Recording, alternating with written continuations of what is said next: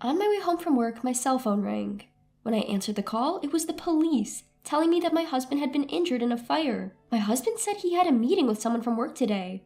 A fire while he was out? Surely it's not our home. Thinking this, I hurried home to find our house safe and sound. Feeling relieved, I had no time to relax. I asked my friend to watch my kids while I headed to the hospital. When I entered my husband's hospital room, he was asleep. Although I had heard he suffered from a fire, his burns didn't look severe. The room had 2 beds, and the other bed had its curtain closed. According to the doctor, my husband had some burns, but they should heal in a few weeks.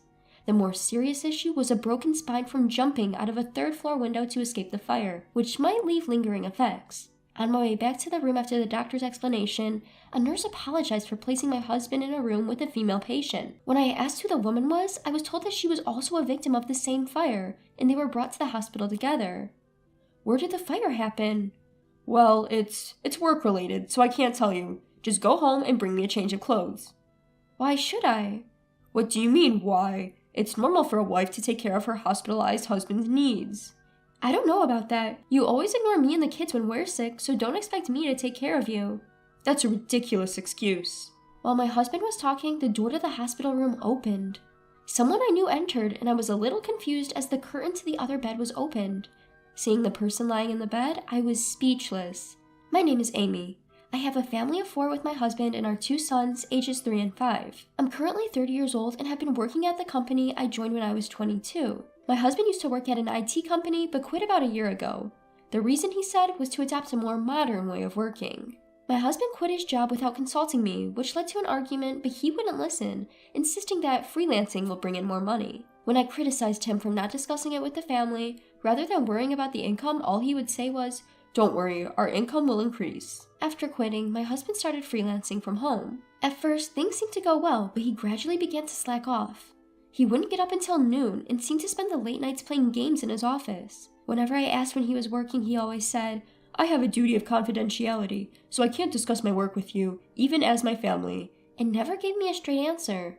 Initially, his income was $2,000 a month, but has steadily decreased, and for the past 6 months, it has only been about $500 a month. I wouldn't have minded if he helped with housework with his low income, but despite being home all the time, he didn't do any housework or childcare. Not only did he never help with chores, but when the kids caught a cold, he'd say, "I can't afford to catch it too," and would leave home for a few days. When I got sick, I asked my husband to take care of our son because I was going to the hospital, but he would say, "Why don't you just take the kids and go to the hospital?" And he locked himself in his workroom. With no income, no help with housework or childcare, and not even showing concern for his family, my husband was becoming unbearable. I thought about getting a divorce since it seemed the burden was only on me, and he didn't appear to be a good father to our sons. However, I was so busy every day that I could only make slow progress on preparing for the divorce, and I spent my days feeling frustrated. During that time, my husband, who rarely left home, began to go out more often, claiming he had errands to run and started keeping his cell phone with him at all times. I quickly noticed the changes in my husband and suspected him of having an affair. In the past, I might have been shocked by my husband's infidelity, but this time I secretly celebrated in my heart that I could use this to my advantage in getting a divorce. I tried to gather evidence of the affair to get a divorce on the grounds of my husband's fault, but it was difficult to obtain evidence from his cell phone since he never let it out of sight, so I gave up. I considered hiring a private investigator to take photographic evidence, but we were living on almost solely my income, so I had hardly any savings. Every day I worried about how to catch my husband in his infidelity, and I could feel the stress building up. That's when a turning point came for me. After work, as I was heading home, my cell phone rang. When I answered the call, it was the police, telling me that my husband had been injured in a fire. My husband said he had a meeting with someone from work today. A fire away from home? It couldn't be our house, right? I rushed home with these thoughts in mind and found that the house was safe. Although I was relieved, there was no time to relax. I hurriedly went to pick up my sons and called my friend. I asked my friend if she could watch the kids because my husband had been taken to the hospital in an ambulance, and after dropping my sons off at her house, I headed to the hospital. When I entered my husband's hospital room, he was asleep. I had heard about the fire, but his burns didn't seem too severe. The room had 2 beds, and the curtain was drawn around the other bed.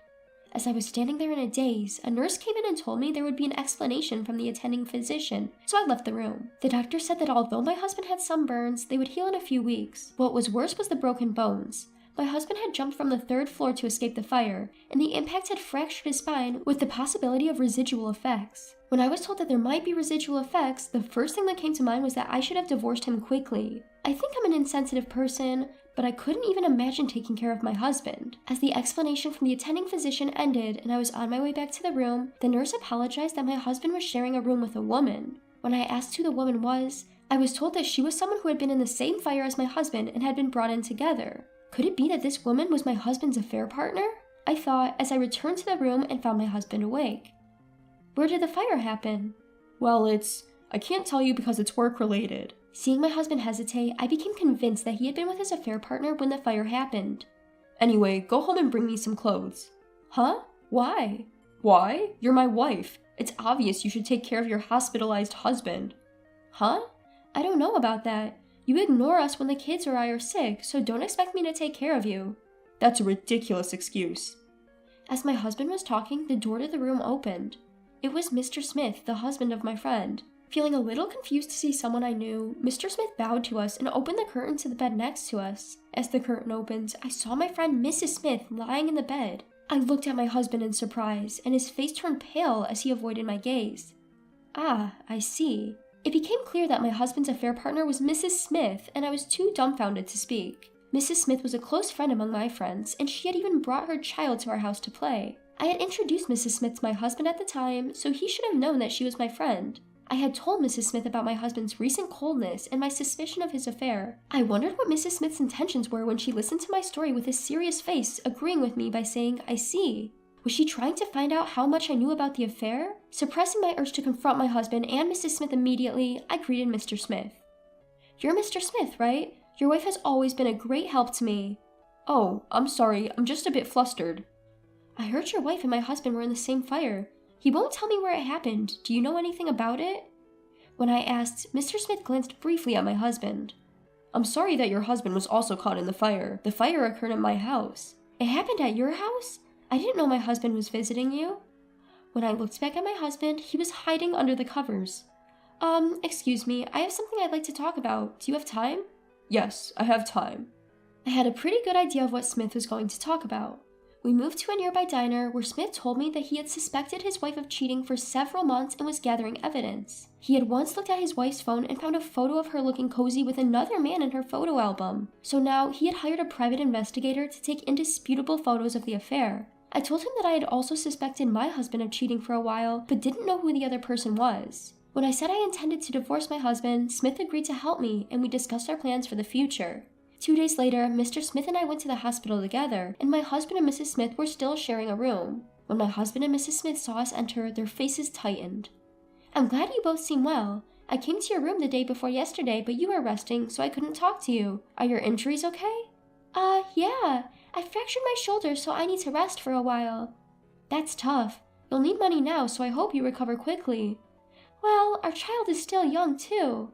"That's right. You'll have to pay child support, so you'd better heal up and start looking for a job." Mrs. Smith seemed confused and didn't understand what I was talking about. "Hey, stop rambling. You brought my clothes, right?" "I didn't bring them." "You're useless." "I told you before that I wouldn't take care of you anymore. What I brought you today isn't a change of clothes, it's this." As I said this, I took the divorce papers out of my bag and shoved them in front of my husband. "Huh? Divorce papers? Are you planning to dump me because I might have lingering injuries?" "It's not because of your injuries. You said you had a business meeting the day you were taken to the hospital, right? So why were you at Mrs. Smith's house?" Well, I didn't tell you, but Mrs. Smith is a business associate. We were discussing work at her house when the fire happened." "Did you think that excuse would work? It's obvious that I know about your affair with Mrs. Smith. No matter how much you try to deceive and make excuses, it just looks ridiculous." As I said that, my husband's face turned sour and he defiantly retorted, "Stop nagging about a little affair. Don't make such a fuss over a single affair. What will you do after the divorce? Can you raise our 2 kids on your own?" "Of course I can. I've been raising them on my own all this time. You've never taken care of the kids, have you?" "I've played with them." "It's only about an hour once every few months. The neighborhood fathers play with their kids' fathers more than you do." "Well, then it'll be tough with just one income. We've been living on 2 incomes up until now. Do you want our child to live in the hardship?" "It'll be fine. In fact, without your expenses, our lives might even be easier." "But I'm injured." "So?" "If people find out you left a husband who needs rehab, your reputation will suffer. It'd be better to divorce me after I'm fully recovered."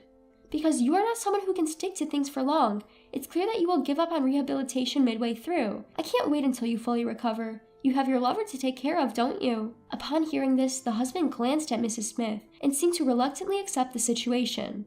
"If you insist, I understand. I don't need you anymore. A bastard who serves divorce papers to an injured person. I'll divorce you. Now hand over the divorce papers." As he reached out to grab the divorce papers, I kept them out of reach. "No way." "What are you talking about? You want a divorce, right?" "We haven't discussed alimony or child support yet." "You're trying to take money from an injured person? I need money for hospital bills and rehab." "Oh, right. You better hurry up with rehab and start earning money to pay alimony. You don't have any savings, do you?" "Huh? No savings?" Mrs. Smith reacted with surprise to my words. My husband gave me a serious look and glared at me. "You said you had 4 digits in savings. You said freelancing was profitable." "I meant I have enough income to easily save 4 digits. I'm just spending it as soon as it comes in now, but I can save up money quickly." My husband desperately tried to make excuses. Although his current income was hardly $500 a month, I kept quiet because I didn't want to start a fight over it. Since they agreed to the divorce, I explained the future plans to my husband and Mrs. Smith. I told them that we had chosen a lawyer to consult about the compensation for the affair and that we would receive a certified mail from the lawyer later. Then we left the hospital room. As I returned home, I started preparing to move. While my husband was hospitalized, I went to thank the friend who took care of our children the day my husband was taken to the emergency room, bringing her a box of chocolates. I told my friend that my husband was fine, as he had been taken to the emergency room after the fire at Mrs. Smith's house, but was not in life-threatening condition. Moreover, the mom friend offered to take care of our children if things got difficult, so I also told her that I planned to divorce and move because of my husband's infidelity. Although I didn't directly mention that Mrs. Smith was my husband's affair partner, my friend seemed to understand. Of course, I intentionally made it obvious to my friend, but there were a few people who knew about my husband's involvement at Mrs. Smith's house fire, so the rumor would have spread even without me saying anything. Later, as we planned, I asked the lawyer to proceed with a divorce, but we couldn't easily decide on the compensation and child support amounts. At first, my husband boasted, "I'm a freelancer, so I can work from bed even if I'm injured. I plan to work all day because I'm free.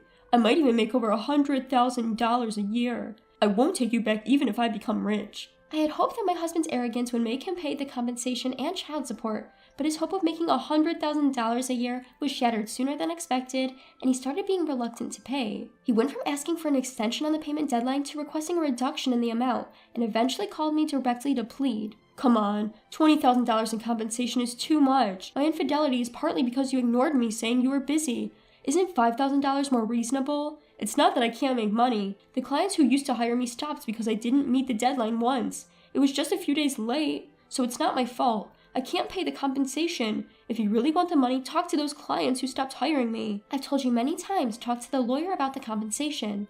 I said just that and hung up the phone. After that, I asked the lawyer to tell my husband that we would go through mediation if the negotiations dragged on, and my husband easily accepted our terms. From there, everything went smoothly, and we received a lump sum payment for compensation and child support, finalizing the divorce. The Smith couple also divorced, and the husband gained custody of the children. The Smith family has 3 children, but it was revealed that during the affair, the wife left the 10-year-old eldest son to take care of the 2 younger siblings while she went out. After my son and I moved close to my parents' home, I heard from a friend that my husband and Mrs. Smith got remarried. The 2 of them are still living in the house where the fire occurred. My husband walks with a cane, and Mrs. Smith always has messy hair and a gloomy expression, making them look like an elderly couple even though they're still in their 30s. My husband has accumulated over $100,000 in debt due to alimony and child support payments, and Mrs. Smith, who is a stay-at-home mom, is being asked to pay child support for all 3 children, so together they must have quite a lot of debt. But I don't feel sorry for them since I significantly reduced the amount I claimed for my husband on the condition of a lump sum payment. My husband always blames others for his misfortunes, so I'm sure he's still doing that now. I felt refreshed after finally getting away from him. However, I feel guilty for making my 2 sons suddenly separate from their father and friends. At first, they were both bewildered in the unfamiliar place, but now they have become friends with the neighborhood kids and are having fun. On weekends, my parents come to visit and play with my sons, allowing me to have some time to myself. Since my husband left, I now have more time, money, and peace of mind. Thanks to the extra resources, I can give even more love and attention to my sons than before.